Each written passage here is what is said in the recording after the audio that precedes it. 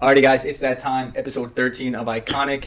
What's going on, Tony boy? How we doing, brother? Dude, Appreciate you bringing me on again. Dude, of course, I gotta honestly say, I think that this is the latest podcast episode that we've done. Yeah, it's late now. It's like 10 o'clock, right? Yeah, was it like 10:30 right now? So, yo, tell me, man. I know like last night you went to the boxing match.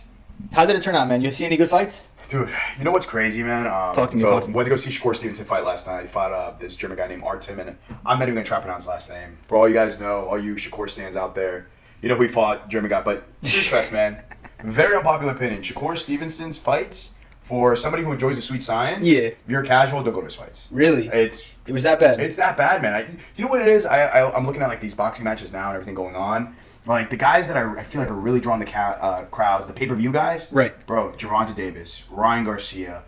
We're looking at guys Which, like, by the way, we're going to dive into that later in this episode. I almost can't remember my God. That's just crazy.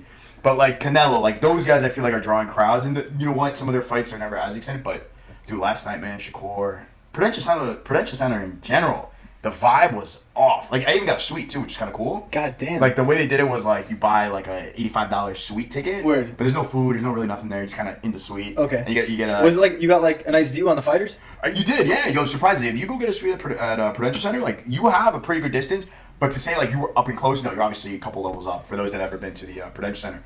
But, yeah, man, no, dude. Yo, Shakur, I got to say a couple things. He got pillow hands. Pillow hands. He's not as exciting as I thought he is. Don't get me wrong, he won the fight, won it very convincingly, but yeah, man, don't recommend. That's why, like, I like guys like, dude, Ryan Garcia. Like, I don't know, I told you, we were watching the highlights last night. Yeah, man. Ryan Garcia versus Devin Haney. Dude, he's filthy, man. Because from what I understand, I'm not, like, the biggest boxing fan. Right. My personal favorite combat sport is UFC. Yeah. But from what I understand, Haney was one of the top boxers. He was undefeated, yeah. And Garcia took a big win against him. He did, and it sucks, though, man, because, like, with everything going on right now, right? Like, and it's so weird, because it all stemmed from this fight. So for those that didn't know, at the very beginning of the Devin Haney kind of, I guess you call it like rollout conferences, everything like that, dude, the guy went crazy. He was like, yo, I'm going to get, like, he put up a post like... He's talking about Ryan, right? Ryan Garcia, yeah. He was saying like, yo, I'm going to die, or Devin Haney's people are going to kill me. Then he was just putting up like a random post. But you know what's wild, man? If I'm not mistaken, I could be wrong. I think I saw a clip from like Patrick Better David where Garcia was pretty much saying that whole thing was staged. Yeah. And that he kind of did it as a way to like... I don't know if the word is like invoke fear or you know what I'm trying to say. Right. I think he was going for the angle of like, I'm crazy, I'm dangerous, I'm going to win this fight. I want everybody to underestimate me. Absolutely. And bro, it was so nuts though because he didn't win by. Dude, he's a great fighter, by the way, dude. Dude, he has a great style of fighting, dude. Like he's not one of those fighters that you watch and half of the fight he's just playing a chess match and throwing a jab here there to pick up points. Like the kid goes in. Well, that's why you brought up a good point there, man. Because dude, Shakur Stevenson, I'm not even kidding. It's viral right now. Everybody was walking out at the 10th round. I walked out at the 10th. I'm like, all right, this guy won. It was that bad? It was that bad. The other guy was. The prelims were better? Dude, that's the thing, though, man. That's why we always talk about like UFC versus boxing. I will never go to a prelim for boxing. I may sound like a casual. People are gonna come at me crazy with this, but the guys typically coming up, unless they're doing knockouts that are exciting, it doesn't compare to the UFC. Not at all. Like I would go to a UFC prelim. Dude, UFC is the shit. Like Dana White's done it a way where the best always fight the best, and even the best scrubs are fighting the best scrubs. It's so true, dude. Like, I love how you said that, and it's crazy because that's one of the ways that we became close. Was I remember during the pandemic, I'd be going over to your apartment. You'd always host all the UFC fights. That was right around the time they got Fight Island. Yeah. And by the way, that was right around the time that Conor was like in his prime. Like Conor was the shit at one point in time for all you newbies to UFC. But anyway, UFC just happened to become the best combat sport in my opinion. And I even have a hard time, as I told you in the past, you might call me crazy, watching a boxing fight just because like I'm looking for that brawl, that war. Yeah. Dude, and it's so nuts you say that because like even more recently, dude, the Alex Pereira fight. Crazy. Dude, by the way, he proved to be a stud. Unpopular opinion right now. I think Alex Pereira moves up, gets better in his grappling defense. He beats John Jones. God damn, bro. Like that's how dominant Alex Pereira is. You're right though, dude. Because if I'm not mistaken, correct me if I'm wrong. Didn't he like dominate Usman? No, so he never fought Usman. You know who he dominated? He dominated Sean Strickland. Like completely knocked him out cold. And that guy talks a lot of shit. What do you think about Sean Strickland? Because everyone got an opinion about him. So here's the thing with him. Extremely patriotic, which I respect. But I think after the win against Izzy, his kind of like appeal really went down. Kind of what happened with Patty the Batty. Like Patty the Batty. Bro, whatever happened to that guy, man? So it's crazy. That's a name from the past right there. He's fighting, I think, like 2 weeks. But same thing with him. Like, talked hella shit. Won some big fights. Well, not really won big fights, but won his fights. Yeah, he was doing his thing. Had a dominant come up. and then just like got way over his head. Like just started talking out of his ass. No one agreed with what he was really saying. He got a little too cocky. Same thing with Sean Strickland. Dude, I remember Patty the Batty would put on like 30 pounds. Maybe I'm bugging. Maybe it was more in the offseason. He does, yeah. So one thing Patty the Batty does is after he's done with his fight, he loves being fat. And that's a fact. Like, what does that even mean? Like, he doesn't care about having a six-pack, doesn't care about what he looks like. Like, he loves to fight, but he doesn't give a fuck about what he's looking like after the fights. Yeah. So he'll blow up 25, 30 pounds. But, dude, the guy fights, if I'm not mistaken, like 145-pounder. 135. He's like dude, so he must be cutting weight crazy before those fights. He loses like 30, 40 pounds before every fight. 30 to 40 pounds? 30, 40 pounds like that. So if anyone wants to get weight that's loss, not healthy, bro. That's not healthy. It's crazy. It's crazy. But... Like, but to that point though, man, like, dude, Alex Pereira, all those guys, like, they have personalities though. That's, I think, what makes the UFC so much more entertaining than boxing. Like, Shakur Stevenson, they're not really much shit talk. So you genuinely think that he could throw hands with Johnny Bones? Oh, 100%. Dude, that would be a war. That would be. And you know what, Tone? I don't want to get ahead of myself here, but you were just telling me the other day that was a war, the fight between Nate Diaz and... Who was that? Jorge Masvidal? Jorge Masvidal. Yo, so talk to me about that, bro, dude. Because I didn't even know that fight was going on. So I do gotta say one thing, man. They did horrible marketing this thing. Don't get me wrong, I was getting some ads about it, but first of all, I didn't even know about it until you told me. So they agreed to fight like October, I think November, around that time. They were like, yo, we're gonna fight, in July.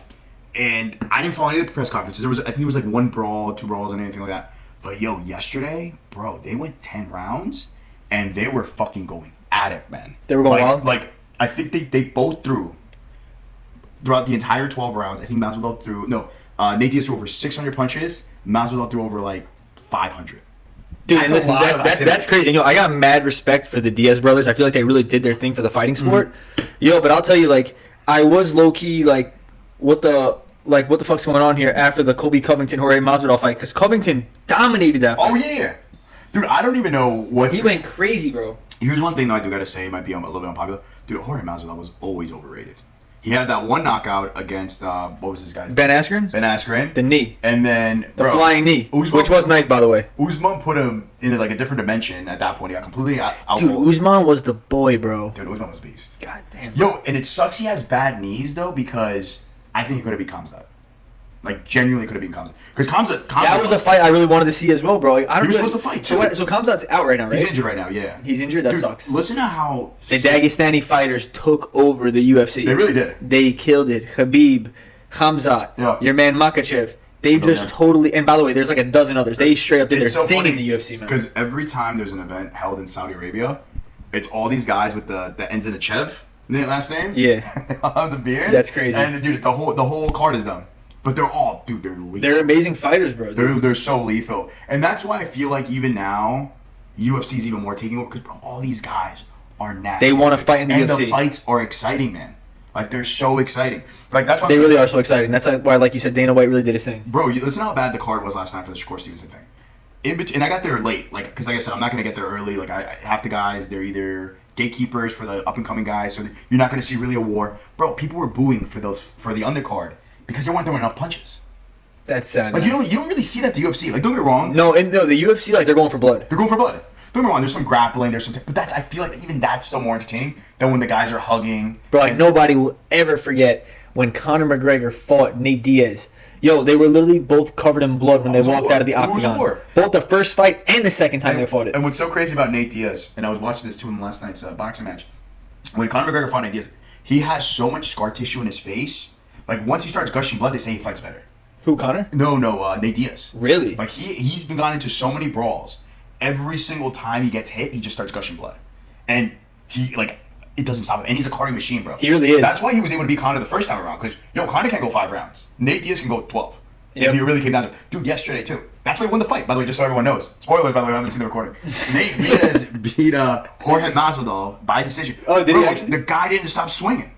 And, dude, Nate Diaz is so funny, though, because he'll be like doing random shit. He'll be putting his hands up in the middle of the fight. He'll be walking around. Kind of like toying with him and shit. Yeah, dude, it's crazy. The guy feels no pain, it seems, bro. And you know what's so nuts? I look at Nate Diaz's career, bro. The guy had so much more potential. Like, I don't know if you ever saw a fight when he fought Leon Edwards. Diaz and Edwards? Leon Edwards, they fought like randomly one time. I honestly don't remember that fight. So Nate Diaz rocks Leon Edwards, and Leon Edwards is like ready to get put away.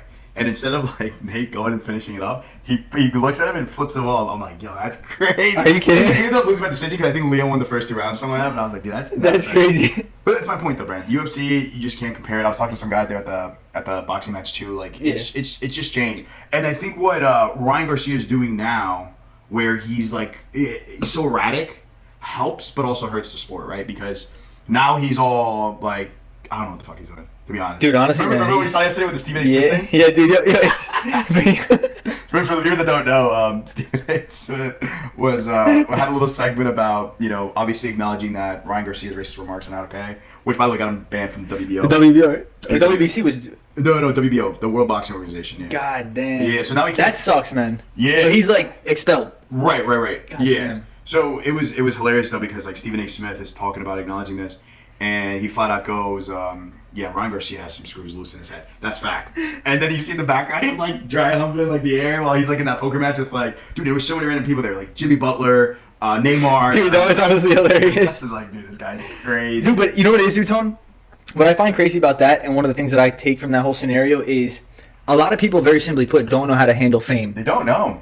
Like, and I'm not saying Ryan Garcia is one of those people, but when you have alcohol and drugs in the mix, 100%. You become a different person, and you don't know how to like take all that in and process it. I can only imagine what it's like. That's why we say I'd rather be rich and not famous than famous and not rich. That's a golden saying. Like, it's because I feel like even now, like going viral, right? Like, let's talk about like speaking of viral moments, like our Hawk Tuah girl. Exactly right. Like, exactly right, man. If I'm not mistaken, there's so many rumors going around. Dude, the memes are fucking hilarious. So I saw a meme. It was like, if she doesn't Hawk Tuah, I don't want to talk to her. But yeah. So tell me what you heard, because I read a bunch of shit about this. There's so much going on with her, right? Like, obviously, I think she was intoxicated that night, and like that one little clip made her go extremely. She woke up the next morning in a different. But the fame thing, like I heard rumors that she might have lost her job, like all these other things, and that's where I feel like fame is cool. But she was smart though, because right off the rip, Hawk Tuah is like now like a. It's a thing. It's a cultural thing. It's a thing. It's like when like New Yorkers say like dead ass, like it's like now it's like a phrase you use. But it's so weird because I feel like that was something that everyone thought about in the past, but they never said it, and she just kind of put that out there. Now when you go on the first day, you gotta be like, yo, you're gonna Hawk Tuah on it or what? I gotta determine whether or not you're gonna get dessert. That's insane. But yo, you're right. Like some people, they have these viral moments, and from what I've seen about this chick, and I do got to do more research on this. She is working on ultimately cultivating that moment, and I even heard that Shaq reached out to her. They hung out. They hung out to pretty much be like, yo, listen, you're coming up right now. Let me help you not fuck this thing up. Oh, 100%. And the crazy thing is, I heard she's already created merch in the realm of hats. I heard something else about bikinis. And on top of that, I just read something that she's doing appearances now for 30,000 beans. And I think that's... Can you imagine, bro, 30,000 beans? Oh, dude, it's a lot. A week ago, she was working in East Bumblefuck doing God only knows what. Teacher or something. Nah, man, I heard that was a myth. I think she was in like a factory. Like a spring factory or something, right? Yeah, it was something like that. Yeah. I think what people need to understand, and I think even ourselves, we're slowly realizing this as we're coming out with more episodes and really just kind of. By the way, guys, please, if you're watching right now, help iKONIC become the fastest growing pod, the biggest pod in the Northeast area. Me and my boy Tony are doing our thing out here, and all your support means a lot. But bring it back. Yeah, I was gonna say, I think that's like the really funny thing with going viral. When you least try to is when you do. Exactly right. Like half of the memes that I've ever seen go big, it'd be like just like a random interview, like the one like Hawk Tuah girl, or it'd be just like Sketch, for example. Like, do you know who Sketch is at all? I actually don't. So Sketch is like this streamer that just recently blew up, and he's like this character this guy plays on his live streams, right? Because like people were like, maybe he has a disability, and he's just like a normal dude who is just very quirky and has these little sayings. Like I promise you right now, if you go on the street right now, anywhere in America, I promise you this right now, anywhere in America, and you go up to someone and you go like this. They'll know exactly what you're talking about. And what that is, people will react like, what's up, brother? Like, little things like that. The kid didn't try. Like, he wasn't trying to go viral. He was just being himself. He was being himself. He had, like, 3 viewers on Twitch every single night, and he got a chance to collaborate with, like, a bigger streamer. I think his name was, like, Jinxie. Bro, just like that. He blew up. He blew up. But you know what, Tone? I will say this. Hear me out with this. Yeah. So, for those of you guys that are new to the pod, I'll tell you this. I've been in the content creation game for several years now. Oh, yeah. And there was a massive learning curve for me. When I first started, dude, I sucked. One day you'll see my original first videos, which I've since made private. But when you first start, you suck, and there's a massive learning curve. 100%. But, you know, I once heard Logan Paul talking about this, and I thought that he really hit on this perfectly. I feel like I will prevail in this realm no matter what. Oh, 100%. For the simple fact that I've posted hundreds of videos that got fucking nothing. I'm talking about absolutely nothing. So with something like this, I'm putting a lot of energy into it. And if you're persistent, 100%. No one can stop you. You're going to blow up. And this goes out to anybody who's trying to get at this, man. Like, this isn't easy. Like, this isn't something... And that's the hardest part about this whole thing. Like, you don't get into this because you want to make millions of dollars. Mm-hmm. You get into this because you enjoy it. Like, you Dude, you just hit that shit. You want people to hear your thoughts, your opinions. Like, for anybody out there creating content, you don't need to have 1,000 subscribers or 1,000 views every day to feel important. You're right, but yo, it's so funny. Just have fun with it. Yeah, you're right, but it's so funny. I remember you once brought up a point. You were saying that, like, and it's funny because, okay, so quick backstory real quick. Today I was at work, and one of the clients, she was talking with her father, and they were telling me how she happened to be like a very popular opera singer. Yeah, you told me this, yeah. And what's crazy is, she was like, yeah, like, like you need followers and stuff to like truly monetize and blow up and whatever. But then I was like, you know what? I was like, in today's day and age, your follower count is the new social credit. It is, yeah, yo. I told you this before, like, how crazy is it now? If you have extra zeros to your subscriber count, you're somehow more important. They're digits on a screen. They're digits on a screen, but somehow, like, that like, means all difference. Like, yo, even, like, in LA, like, I remember seeing something on the internet where they're hosting, like, these massive celebrity parties. And the way you get to determine what part of, like, this massive mansion you get to hang out in is by Instagram followers. So they'll be like, all right, if you have... Are you kidding me? I swear. There's, like, I forgot what girl went. Some famous influencer was, like, recording, like, the entrances. And it was, like, if you have over 1 million followers, you go down this route. Maybe you go like this part of the house, part of the party. Yeah, over 10 million. And if you're under 1 million, you go this way. The garbage is over there. And it's so weird, man. Like I feel like even as we're doing this project, having fun with it, I don't want to. I never feel like I need to be opportunistic with somebody to be like, oh yeah, man. Like I know you have 1.2. Like I'm gonna pretend to be your friend. If I don't like what you're posting out, content, for sure. It seems kind of silly to kind of. Yo, and you know what? I'm just gonna kind of add to that. Yeah. You know, I just kind of feel like it's one of those things where, when you're constantly after something, like, yo, I need money, you never fucking have money. Yeah. But then there's other times where it's like for me, I used to literally refresh the YouTube Studio app. I used to refresh it 30 times a day. I'm sorry. I'm sure you're not the only one. I'm sorry. 30 times a day, 30 times a minute. But in my mind, it's like, what the fuck am I doing? Right. You understand what I'm saying? Yeah, 100%. And I think that's where things, like, that's why social media is a blessing and a curse. You can make hundreds, if not millions, through social media now. But it could also destroy you mentally, where you could get depressed, suicidal, start depending on like substance. So it's a double-edged sword. It depends how you approach it. And once you start realizing that getting social media famous isn't really the end goal, but putting out good content is, bro. A great example is Mr. Beast. Mr. Beast does not care about his viewers. Not viewers in the sense of like he's counting how many millions of viewers. He doesn't give a shit, and that's why they got so damn successful. It's what it is, bro. And he's been like people who are like new to Mr. Beast now and think, oh, he was always like this. I remember when I used to follow Mr. Beast when he only had 1 million followers. Like, isn't that crazy to say when he only had 1 million followers? And you guys can go back and see this, like Mr. Beast specifically. He had videos that went viral, but he was doing crazy stunts. Like reading the entire dictionary. I remember he used to do wild count shit. to 100,000. And bro, say Logan Paul's name like 5,000 times. 5,000 times. And he was like just doing that. He was killing it. That was his shtick. That was his whole shtick. He was killing it, man. But yeah, no, man, like I said. Hold on a second. Yeah, do your thing, man. But going back to like the Hawk Tuah girl, like that was a genuine moment where she just made a funny comment, internet approved, and now she's like a viral sensation.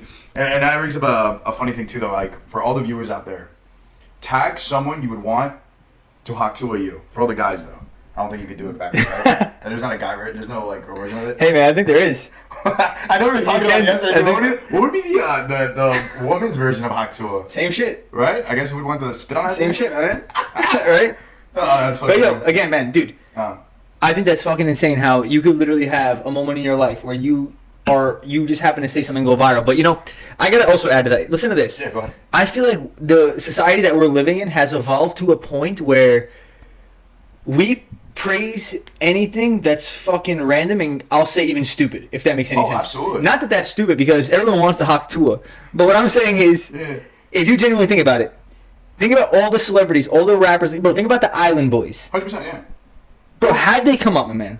It just people just eat it up. And people praise stupidity. People praise that dumb shit. And that's the scary thing about going viral though now. people are really more leaning on the shock viral things. Like, it's not innocent anymore where, like, Hawk Tuah. Like, what is it about, like, cringe? No, not even cringe, man. Like, people are going out. Like, I saw this one guy. I forgot his name. I definitely don't want to acknowledge him because what he's doing is crazy. But he'll go into, like, a random fast food restaurant and he'd grab, bring a pack of ice and throw it in a deep fryer and run out. Because what that does is it makes the whole deep fryer bubble up and people get burnt. But, like, man, you know how I feel about that?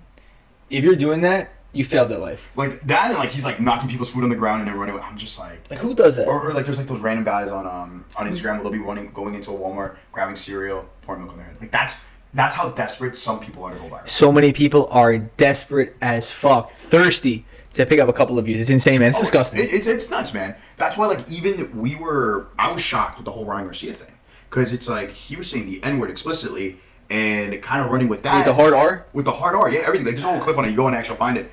And you go on X, shout out Elon Musk for making the only free platform. Literally, where it's real freedom of speech, but that's when you draw the line because that's discriminatory or whatever. But I 100% agree. One thing that was interesting about that whole thing is that I heard he was saying fucked up shit towards Muslim people, whatever. God, yeah, and it's all uncalled for. It's like what are we? At that point, it's like yes, you went viral. Like I'm sure we all saw what he said, but at what cost? Exactly. Like same thing with like it's funny though too because like now like no one thinks don't go viral anymore. Like back in the day. Or when like that magazines were a thing, like somebody like a celebrity got pregnant. Like by the way, I'm upset. My girlfriend just got pregnant, Margaret Robbie. I'm sure you know about her. She's having her first kid. I'm kind of upset. You know that should have been me, but whatever. Yeah, like for example, like that just went viral. Like stupid things like that are what it's what's eaten up by society. Really? They hear these things, they eat that up. They like to hear stupid things, what people are up to. Like we were just talking about this recently. What about your girl? What's her name? The one that did the Catch Me Outside. Oh yeah. Same thing. She said something that was just. Catch Me Outside. Like you said, approved by the internet. Yeah. And she blew up. Bro. It's so nuts. What little things can just instantly shoot you. And you know, it really is crazy because it's like, I really try like really hard with the content and try to make my shorts better, this is that. I say to myself, Nate, detach. Maybe sometimes I should just be a clown and see how that takes me. Maybe I wind up better off. Yeah. Obviously, I'm being facetious, but you know. That's why there's a lot of things that we can do, but also like I would rather not go viral for the wrong reasons. No, and you know, Tom, like here's one of the things. I feel like, so, you know me, I've always been interested in like the finance, investing, all that kind of stuff. But I feel like that's not viral, entertaining, sexy content. It's not, no. That's something that people with a brain in their head are going to consume and enjoy. It. But the 99.99% of zombies that are scrolling for those dopamine hits every single day, they're not going to want to hear about what are the top 5 dividend stocks. They're more interested in who's saying Hawk Tuah, who's saying Catch Me Outside, and all the other bullshit that falls under the umbrella. You know what that's called though, right, nowadays? It's called brain rot. Brain rot content. And I feel like we're all in some way, shape, or form 100%. like victims of that. But you know what I will say too? Honestly speaking, there are 2 people in this world. Yep. There are content creators and there are people that consume content. 100%. And I can genuinely tell you, bro, I spend very little time of my day consuming content. And the content that I do consume is how to pick up more views on YouTube. Right. How to create a better thumbnail. How to be exactly right. It's more on the educational end of it. Because I simply, like, I mean, I can sit there for 20 minutes and watch some stupid videos, some satisfying videos, whatever, but it's not gonna hit. It's not gonna hit home. You understand? No, and I think that's why. So like I said before, like social media is always gonna be a double-edged sword. It's how you use it. It's like alcohol right now. We're drinking this. I could drink it, you know, a beer once a week, once a day, cool. Or we could pound 12 of these right now and then. Dude, look no further than Ryan Garcia, man. I feel like he's one of the most. He's probably rehab. Dude, he's one of the most talented athletes, and now he's got a lot of shit he has to deal with because of all this dumb stuff that he said online. I'm calling it right now, and then. Some people might disagree, but I think ever since he lost against Rant Davis, because Rant Davis hits hard, man. Dude, Tank. Since that fight, he was Tank is a stud. Tank, if you're happen to be watching this, within our couple of viewers that do watch the pod, reach out to us. We'd love to have you as a guest. So, Nick, I think I have a master plan for us to get Rant Davis on this thing. So, Rant Davis lives in Baltimore.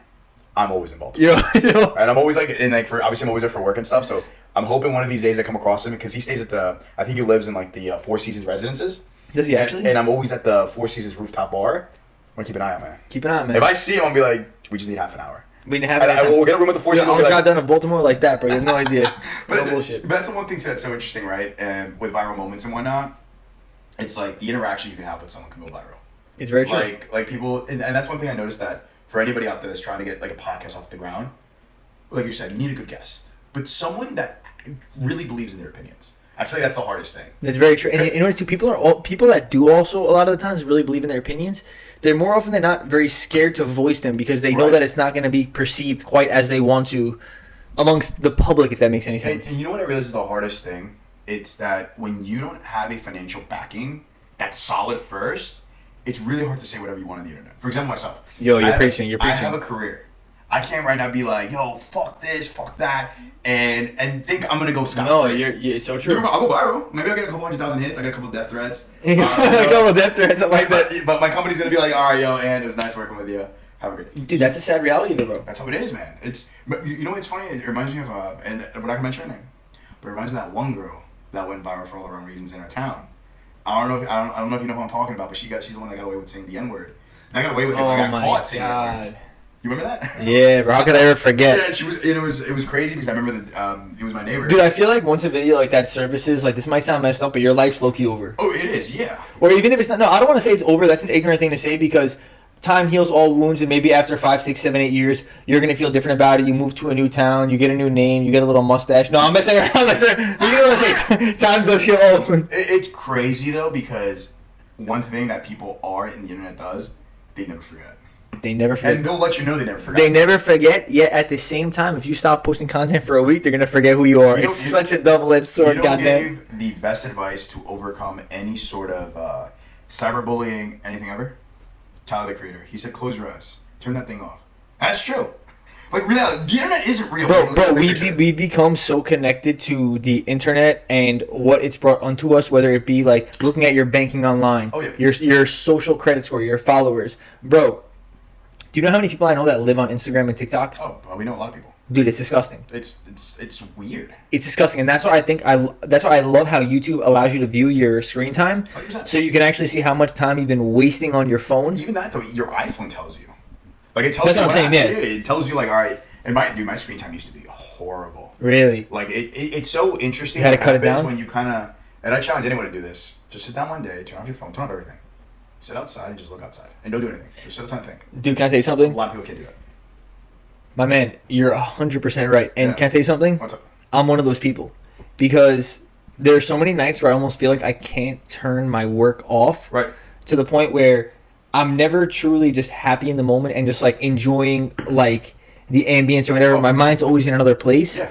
And like it's crazy, man. If you really think deep into it, like we live so much in our phone that we don't even really experience reality anymore. That's the thing, though, right? That's the one thing that I've also learned. Reality is just a perception of what you make it. It's never what it is. Like you may think my life's horrible, and you could be in a garden full of flowers, and life from an outside party can look perfect to us, but to you could be in hell. That's why we talk about like fame too. Like Ryan Garcia is multimillionaire, millions of followers. You think the guy's got everything? Talented, but he's probably depressed. Like, why are you abusing substances? Why are you in all these scandals? Why do you feel like you need to act so erratic? But it comes to that point, like, it really is just a perception. To him, to us, we'd be like, oh, I'd be the happiest person in the world. He could be in hell right now. He could be like, my life sucks. You don't know what he's going through. Especially, I think what's going to hurt him the most is how they took away his win, which, fair game, right? You got caught with a banned substance. It doesn't matter what the amount is. You got caught, whether you were tainted or not. And they had to take away that win from him. They hit him with that, right? They hit him with that, right? Yeah, they hit him with that, yeah, which sucks. But to that point, though, yeah, man, it's hard. With social media, it's hard to try. But you know, listen, I also feel at the same time like it is what it is. Like I don't get why like some fighters are coming into the fights like way overweight. Like, dude, if you're having a fight, come in at equal weight, do it how it's supposed to be. You know what's even worse than that? It's not even just him. His brother just got caught. Not caught with steroids, but overweight. Shawn Garcia is his brother's name. I didn't even know who he was, by the way. Dude, I saw a clip that Ryan was getting escorted out of his fight or something like that. Really? Yeah. I wouldn't be surprised. But yeah, he also came in overweight for his just most recent fight. He fought some guy. I think it was like Medora or something like that. By the way, guys, we love UFC and boxing, so shout out to the UFC and boxing 100%. community. We're definitely going to be keeping up with that down the line. So hey, if we ever run into Dana White, we just need 30 minutes. That's it. Dana White, hit us up, man. Dana White's the boy. But yeah, man, no, dude. So it's just crazy. Like anything you have in life, anything you enjoy, you know, the things that you may think you don't have right now, it's all perspective. It's all perspective. It's all. You know what they say? Sometimes you got to just take a step back and smell the roses. That's very Be true. Grateful because, yeah, man, like people want to go viral and then they get it and they think this is the worst thing that's ever happened to me. It's very, very true. I think what's his name was saying it best. I don't know if it was Leonardo DiCaprio or it was like Neymar or somebody like that said it's like the worst thing that they hate about fame is they can't be normal anymore. And it's true, dude. Once you go famous, you're not normal anymore. Yeah, you can't. And it doesn't matter whether it's for a positive reason or a negative reason. Like think about Ronaldo. He can't go anywhere without him getting swarmed.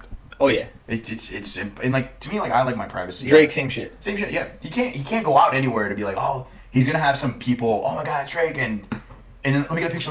Next thing you know, you have 100,000 people trying to take a picture. That sucks. It really does suck. Like some people are like, dude, like that's why you see some celebrities like, yo, they're being a dick, but whatever. But yo, listen. Speaking of viral moments, dude, listen. I think, you know who is the king of capitalizing on viral moments? Oh. Jake Paul. Oh, he's a killer.